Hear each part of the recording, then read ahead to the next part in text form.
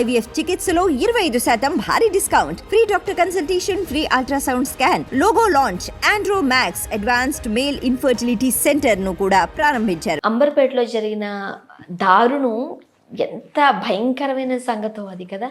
చిన్న పిల్లోడు 1.5 year బాబుని వీధి కుక్కర్లు లాక్కెళ్ళి, అంటే బయట ఆడుకుంటున్న బాబుని లాక్కెళ్ళి ఎంత ఘోరంగా చంపేశాయి. అంటే ఇది ఒక్కటే కాదు, మనం చూసుకున్నట్టయితే డిసెంబర్ నుంచి ఈ జూలై వరకు చూసుకుంటే 100ల్లో కేసులు నమోదయ్యాయంట. సో హైకోర్టు కూడా సుమోటోగా తీసుకుంది ఇటువంటి కేసులకు సంబంధించి.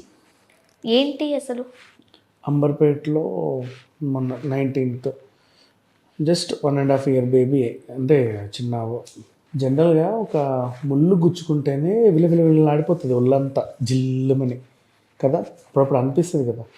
మామూలుగా గోర్లు తీసుకునేటప్పుడు కూడా చిన్నగా ఏదన్నా అయితే అపా అనిపిస్తుంది. అట్లాంటిది అంత పిల్లోడిని ఒక్కొక్క పీక్కెళ్తూ లాక్కెళ్తూ చెయ్యి తలకి తల కాలు అలా వేరు చేస్తా దాడి చేస్తే ఎంత నరకం అనుభవించి ఉంటాడంటే అంత నరకం అనుభవించు. అంటే యాక్చువల్గా మీరు అన్నట్టు ముళ్ళు అనుకోండి, దాన్ని చూసి మనం భయపడం, ఆ నొప్పికి బాధపడతాం. కానీ కుక్క అంటేనే భయం మనకి. ఇక్కడ అది అట్లా వస్తూ అయినా పీకుతూ రక్కుతూ పిల్లోడు ఓ ఓ అంటాడు, అయినా సరే పీకి రకి ఏదో రకంగా బాబుని చంపేశాయి. అండ్ వాళ్ళు కూడా చాలా బాధపడుతున్నారు పేరెంట్స్. అసలు విజువల్స్ చూస్తుంటే అర్థమే, అసలు ఎంత మాట్లాడినా తక్కువ దీని గురించి. భయం వేసేస్తుంది. అండ్ అలాగే ఇప్పుడు సరే వీటి పక్కన పెడితే స్ట్రే డాగ్స్ మన Jubilee hills, Banjara hills, film Nagar, Srinagar colony ఇక్కడ కూడా బోల్డ్ ఉన్నాయి.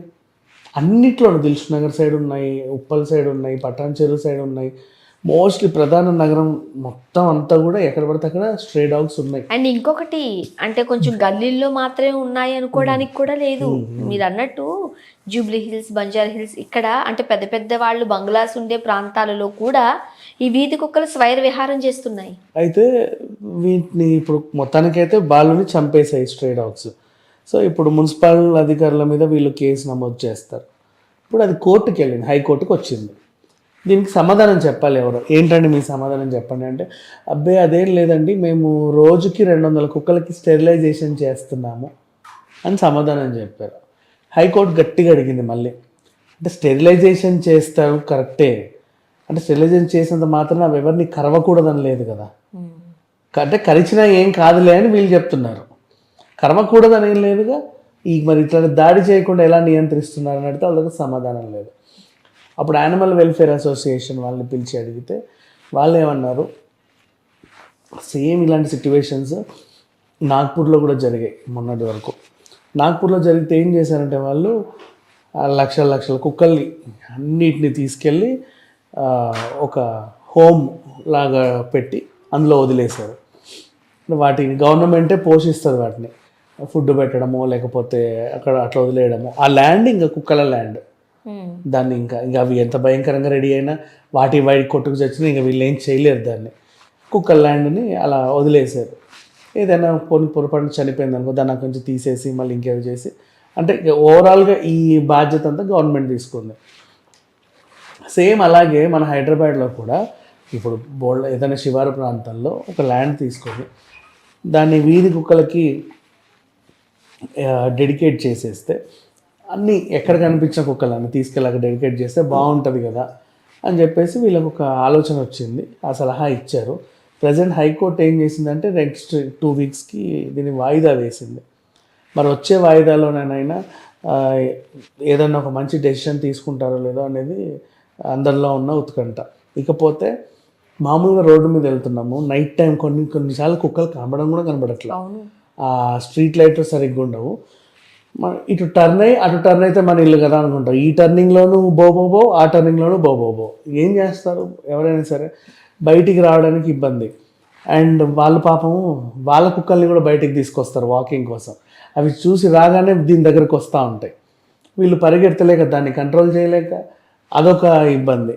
సో ఇట్లాంటి సిచ్యువేషన్ని మోస్ట్లీ వాళ్ళు తగ్గించుకోవాలి అనుకుంటే ఈ కుక్కలన్నింటినీ కూడా ఒక హోమ్ వాటికి క్రియేట్ చేయాలి అని అయితే చెప్పారు. ముఖ్యంగా ఇప్పుడు 1.5 year బాబే కాదు, 20 ఏళ్ళు, 30 ఏళ్ళు, 60 ఏళ్ళ వృద్ధుడిపై కూడా ఈ కుక్కలు దాడి చేసిన సంఘటనలు చూస్తున్నాం. ఇప్పుడు ఎంత పెద్ద మనిషి అయినా నార్మల్గా కుక్క వెళ్ళిపోతే ఏమి ఇబ్బంది లేదు, బట్ మన పైకి అది ఒక పులిలా వస్తుందంటే మాత్రం ఎవరైనా భయపడతాం, పరిగెడతాం. సో అది పరిగెట్టామంటే అది ఇంకా అంటారు ఛాన్స్ తీసుకుంటుంది. సో ఇప్పట్లో దీనికి ఒక ఎండ్ కార్డు పడే అవకాశాలు అయితే కనిపించట్లేదని కొంతమంది అంటున్నారు. బికాజ్ వాళ్ళ ఆన్సర్లు అట్లా ఉన్నాయి. లాస్ట్ టైము పాపని మీద దాడి చేసినప్పుడు ఆవిడని అడిగితే, ఆ విజయలక్ష్మి గారిని, అప్పుడు ఆవిడ మేయర్ అడిగితే, ఆ కుక్కలకు మరి మాంసం కావాలంటే పీక్కు తినవా అనింది. అది ఏమి ఆన్సరో అర్థం కాల జనాలకి. దాన్ని ఇంక అందరూ బాగానే ట్రోల్ చేశారు. ఆర్జీవి గారు అయితే ఆమెకి ఇచ్చుకున్నాడు, మీ ఇంట్లో వదలాలి ఒక 2000 కుక్కల్ని తీసుకొచ్చి, అప్పుడు నీకు తెలిసేది అని. అండ్ ఇప్పుడు కూడా ఇదే ఆన్సర్ మళ్ళీ. ఏంటండి ఈ దాడికి మీరు ఎలాంటి సమాధానం చెప్తారు అంటే, మేము రోజు 200 కుక్కలకి స్టెరిలైజేషన్ చేస్తున్నామండి. అంటే కరవకూడదని ఏం లేదుగా. పోనీ ఆ వీధి కుక్కలన్నిటికీ వీళ్ళు పట్టుకొని ఇది కూడా ఏర్పాటు చేయొచ్చు. ఇప్పుడు పెంపుడు కుక్కలకి అది వెళ్ళి ఎవరిని కరవకుండా సంథింగ్ ఉంటాయి కదా, అవి కూడా వేయవచ్చు.